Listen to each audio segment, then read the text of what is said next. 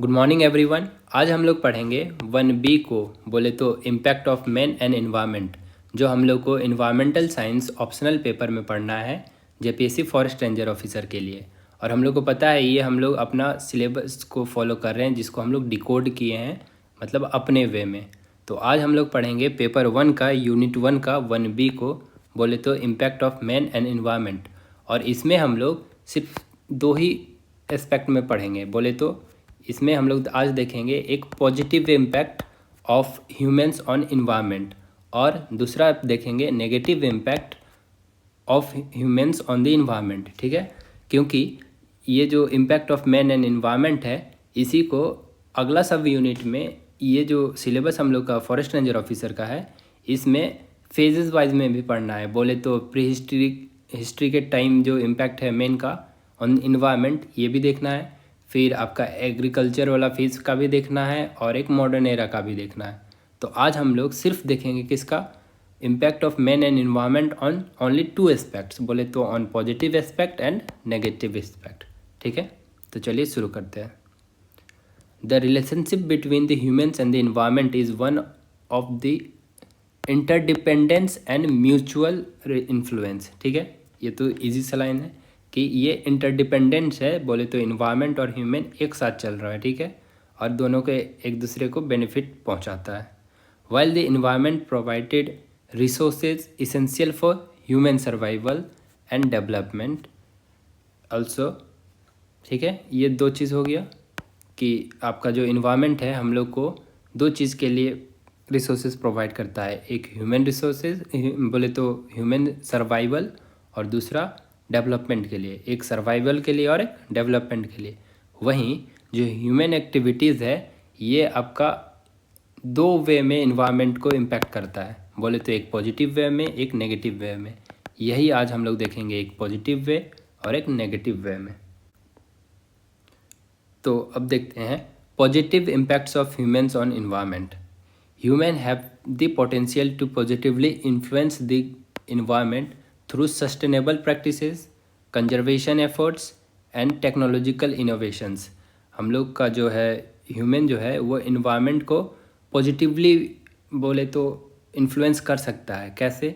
जैसे हम लोग अभी तक हमेशा पढ़ते थे कि नेगेटिवली इन्फ्लुएंस करता है, बोले तो क्लाइमेट चेंज हो रहा है, बोले तो सॉइल डिटोरिएट कर रहा है, डिफॉरेस्टेशन कर रहे हैं, वो सब नेगेटिव इम्पैक्ट है ह्यूमंस का। बट हाउ ह्यूमंस जो आदमी लोग हैं, ये लोग पॉजिटिव कंट्रीब्यूट कैसे कर सकता है इन्वायरमेंट के? तो इसके लिए 3 वेज है। एक तो पहला है सस्टेनेबल प्रैक्टिसेस करके, कंजर्वेशन एफर्ट्स करके, और एक टेक्नोलॉजिकल इनोवेशंस लाके। मतलब इसमें अगर आप सिंपल वर्ड में जानो कि आप इन्वायरमेंट को कैसे बचा सकते हो, इसको हम लोग पॉजिटिव इम्पैक्ट के बारे में हम लोग पढ़ेंगे। तो आगे देखते हैं। This impacts are often driven by awareness, education and policy intervention. ठीक है, तो पहला है, ये इजी सा है इसीलिए मैं इसको थोड़ा फास्ट बढ़ूंगा। ठीक है, तो पहला पॉजिटिव इम्पैक्ट हम लोग ला सकते हैं इन्वायरमेंट में, या लाते हैं कैसे हैं वो देखो। पहला है कंजर्वेशन एंड रीस्टोरेशन। ठीक है, जिसमें से रिफॉरेस्टेशन और एफॉरेस्टेशन पहला सब यूनिट है। ठीक है, इसमें क्या है, planting trees to restore the degraded land and increase forest cover. ठीक है, जैसे Chipko movement in India work communities hugged trees to prevent deforestation. ठीक है, चिपको मूवमेंट में क्या किया था, आदमी लोग गला लगा के ट्रीज को पकड़ के रह जाता था, सो दैट कि आके जो फॉरेस्ट कटर सब आ गए थे वो सब डिफॉरेस्ट नहीं कर सके। बोले तो गवर्नमेंट बोली थी ना कि फॉरेस्ट को क्लीन कर देना है, बोले तो बहुत सारे वुड्स को काटना था, पेड़ों को काटना था, तो इसीलिए लोग वहाँ के जो रीजनल लोग थे वो लोग ट्रीज़ को गले लगा के रख रहे थे। तो एक क्या है, या तो रिफॉरेस्टेशन करके या तो एफॉरेस्टेशन करके भी हम लोग पॉजिटिव इम्पैक्ट इन्वायरमेंट में ला सकते हैं। दूसरा पॉजिटिव इम्पैक्ट कैसे, बोले तो पहला ही का सब यूनिट दूसरा में कैसे, वाइल्ड लाइफ कंजर्वेशन से, establishing protecting areas like national parks, wild life sanctuaries and biosphere reserves. क्योंकि ये सब में आप जाके इलीगल एक्टिविटीज़ नहीं कर सकते हैं, इससे आप अपना बचा सकते हैं। तो इसका एक एग्जांपल देख लो, प्रोजेक्ट टाइगर जो इंडिया में चल रहा है, उससे टाइगर पॉपुलेशन बढ़ गया है, वही सब है। अगला देखो, वेटलैंड रिस्टोरेशन से भी, ठीक है। तो कंजर्वेशन और रिस्टोरेशन हम लोग ये 3 टाइप से कर सकते हैं, ठीक है। तो ये जो आपका वेटलैंड रिस्टोरेशन का मतलब, जो वेटलैंड्स है बोले तो reviving degraded wetlands to improve biodiversity and water quality. जैसे restoration of East Kolkata wetland in India which serves as a natural sewage treatment system, ठीक है। ये जो है आपका, ये जो वेटलैंड्स हैं इसमें जो प्लांट्स रहते हैं जी, उससे आपका जो कुछ भी गंदगी जो बोले तो उस एरिया में जाता है, तो ये वेटलैंड्स क्लीन करने का काम करते हैं, ठीक है। तो इसको भी बचाया जा सकता है, इससे हम लोग पॉजिटिव इम्पैक्ट इससे भी ला सकते हैं। अगला है सस्टेनेबल एग्रीकल्चर के थ्रू, ठीक है। तो ये सस्टेनेबल एग्रीकल्चर कैसे बोले तो ऑर्गेनिक फार्मिंग करके, ठीक है। जैसे avoiding synthetic fertilisers pesticides to reduce soil and water pollution. Organic farming करके भी हम लोग पॉजिटिव इम्पैक्ट ला सकते हैं। एग्रोफोरेस्ट्री करके भी हम लोग पॉजिटिव इम्पैक्ट ला सकते हैं। एग्रोफोरेस्ट्री क्या होता है? Integrating trees with crops, integrating trees with crops and livestock to enhance biodiversity and soil livestock and to enhance biodiversity and soil fertility.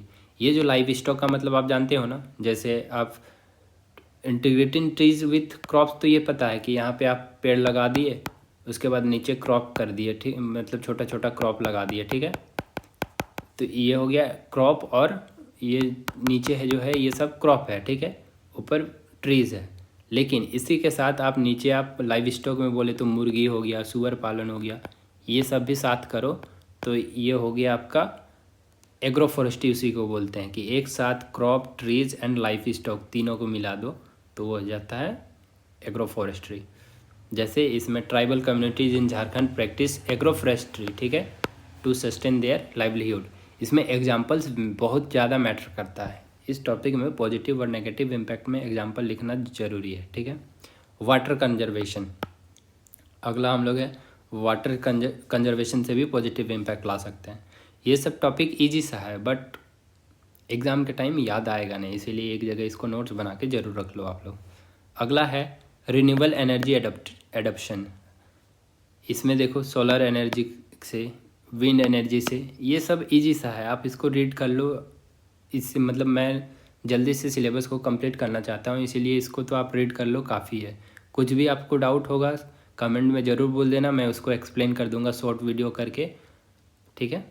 आगे देखो हाइड्रो पावर, ये भी इजी सा टॉपिक है। अब आगे देखते हैं रिन्यूएबल एनर्जी एडॉप्शन, ये जो टॉपिक है इससे भी हम लोग पॉजिटिव इम्पैक्ट ला सकते हैं, ठीक है।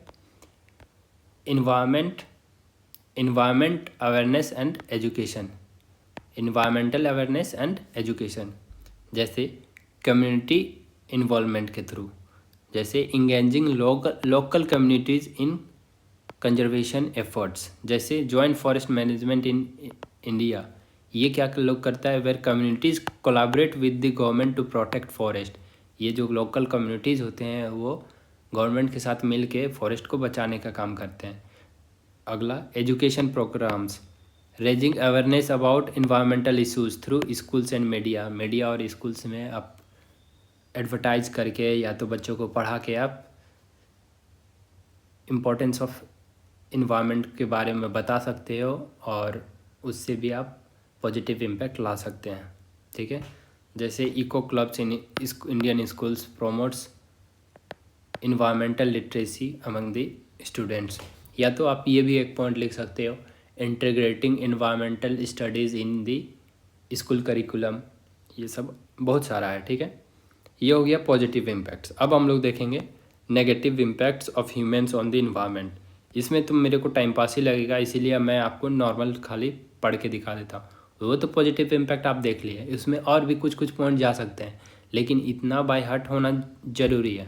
तो अब हम लोग देखेंगे negative impacts of humans on the environment.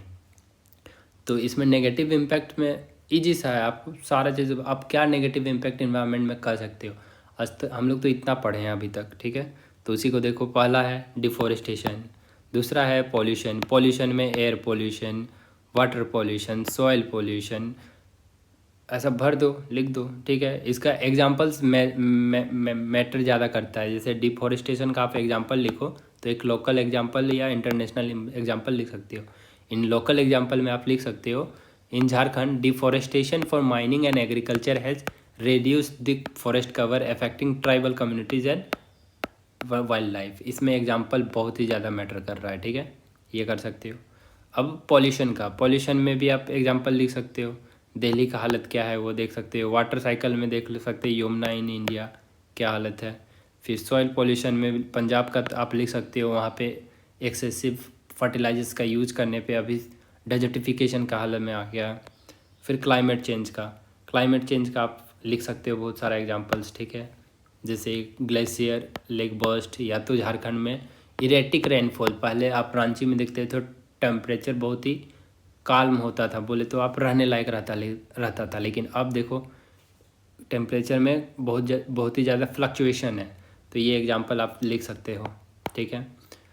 Over exploitation of resources, जैसे इसमें रिसोर्सेज के आप कुछ ज़्यादा यूज कर लेते हो, जो नेचुरल रिसोर्सेज है उसका ज़्यादा यूज कर ले रहे हो, तो इससे भी आप नेगेटिव इम्पैक्ट ला रहे हो। जैसे पहला है माइनिंग के थ्रू। माइनिंग में कहाँ एग्जांपल लिखो, coal mining in Jharkhand has caused deforestation and water pollution. दोनों चीज़, कोल माइनिंग से आपका डिफॉरेस्टेशन और वाटर पॉल्यूशन हुआ है इंडिया में, मतलब झारखंड में। Overfishing, depletion of fish stocks due to excessive fishing. जो फिश स्टॉक है वही आपका कम हो जा रहा है आपका ज़्यादा फिशिंग करने से। फिर ग्राउंड वाटर डिप्लीशन, ये सब का भी आप एग्जांपल लिखो। इसमें Punjab and Haryana in India sewer ground water depletion. Punjab और हरियाणा में पूरा ही पानी का कमी हो गया है, क्योंकि जब ग्रीन रेवोल्यूशन लाया गया था तो ये एरिया पे लाया गया था, और स्टार्टिंग में कोई आपका वो कैनल का सिस्टम नहीं था, तो वो लोग को बोरवेल ये सब का ही फैसिलिटी प्रोवाइड किया गया था। उन लोग को उसी का सब्सिडी दिया जाता था, जिसके कारण उन लोग शुरू में ही ज़मीन का पानी को सिर्फ धान का खेती में सारा ख़त्म कर दिया। तो अभी उन लोग को बहुत ही ज़्यादा पानी का प्रॉब्लम होता है। अगला है अर्बनाइजेशन। जितना अर्बनाइजेशन बढ़ेगा उससे भी दिक्कत होगा। जैसे expansion of cities and infrastructure at the expense of natural habitats. आपका नेचुरल हैबिटेट्स को ख़त्म करके, बोले तो नेचुरल रहने वाला एरिया को उसको ख़त्म करते हुए आपका सिटीज़ को फैलना। जैसे आप ही देख सकते हो रांची में आपका जो सिटी है फैलते जा रहा है, खाली खाली जगह पे भी, नेचुरल एरिया पे भी सिटी बढ़ते जा रहा है, ठीक है। तो ये भी, इससे भी आप इन्वायरमेंट को नेगेटिव इम्पैक्ट कर सकते हो। Loss of biodiversity in Ranchi Jharkhand, urbanisation has led to loss of green spaces. हाँ, अब ग्रीन स्पेसिस आपको बहुत कम दिखता होगा। एंड इंक्रीज एयर पोल्यूशन, आप तो जानते ही हो एयर पोल्यूशन का क्या हाल है अभी। तो अब ये तब तो नेगेटिव इम्पैक्ट्स हो गया। आप नेगेटिव इम्पैक्ट में और भी ऐड कर सकते हो। मैं तो बस आप लोग को बता रहा हूँ कि इतना भी कर लो तो ये काफ़ी है, बट आप और भी नेगेटिव इम्पैक्ट और इनोवेटिव वे में लिखो, सो दैट कि आपका आंसर डिफरेंट हो पाए, ठीक है। तो ये सब नेगेटिव इम्पैक्ट्स को ख़त्म करने के लिए हम लोग को पॉजिटिव वंस को प्रमोट करना पड़ेगा, ठीक है। तो इसके लिए क्या है, नेगेटिव इम्पैक्ट और पॉजिटिव इम्पैक्ट दोनों तो चलता रहेगा एक साथ, लेकिन टू बैलेंस हम लोग को क्या अपनाना पड़ेगा, अ बैलेंस अप्रोच, ठीक है। हम लोग को क्या अपनाना पड़ेगा, अ बैलेंस अप्रोच। कैसे, पहला सस्टेनेबल डेवलपमेंट, बोले तो meeting presents need without compromising the ability of future generations to meet their resources. बोले तो अभी का जो प्रेजेंट हम लोग का जो आवश्यकता है रिसोर्सेज का, वो सब हम लोग अभी उतना ही यूज करें जितना हम लोग को ज़रूरत है, सो दैट कि फ्यूचर जनरेशन जो आने वाला है उन लोग के लिए भी बचे हुए रिसोर्स। एग्जाम्पल, ग्रीन बिल्डिंग्स अभी हम लोग को बनाना चाहिए। Green building initiates in India promote energy efficient constructions, ठीक है। पॉलिसी इंटरवेंशन के थ्रू, बोले तो implementing laws and regulations to protect the environment. अलग अलग इन्वायरमेंटल एक्ट्स लाना चाहिए, सो दैट कि हम लोग का इन्वायरमेंट बच सके। जैसे स्वच्छ भारत मिशन के थ्रू हम लोग जो है aims to improve waste management and sanitation in India. बोले तो वेस्ट मैनेजमेंट, बोले तो प्लास्टिक वगैरह इधर उधर न फेंक दे, जिससे भारत, हम लोग स्वच्छ भारत मिशन का वो एम है। तो अगर हम लोग लॉ वगैरह को भी अच्छा से इम्प्लीमेंट कर लें, या तो लॉ बनाए हम लोग इन्वायरमेंट को बचाने के लिए, तो ये सबसे भी, या तो लॉ बोले तो पॉलिसी, तो इससे भी हम लोग पॉजिटिव इम्पैक्ट ला सकते हैं। कम्युनिटी पार्टिसिपेशन वही हो गया जो हम लोग पॉजिटिव इम्पैक्ट्स में लास्ट पॉइंट जो पढ़े थे कि involving local communities in conservation and sustainable practices. ठीक है, ये तो हम लोग पढ़ लिए पॉजिटिव इम्पैक्ट और नेगेटिव इम्पैक्ट। अब अगला जो टॉपिक आएगा उसमें हम लोग देखेंगे आगे का टॉपिक में कि ये जो इम्पैक्ट्स है ये फेजेस में डिवाइड किया गया है, मतलब आज तक कितना फेजेस में इम्पैक्ट हुआ है। तो टोटल 3 फेजेस में इम्पैक्ट हुआ है। जो हम लोग का आगे का टॉपिक है 1C, 1D, 1E, तो उसी को हम लोग आगे पढ़ेंगे। Thank you.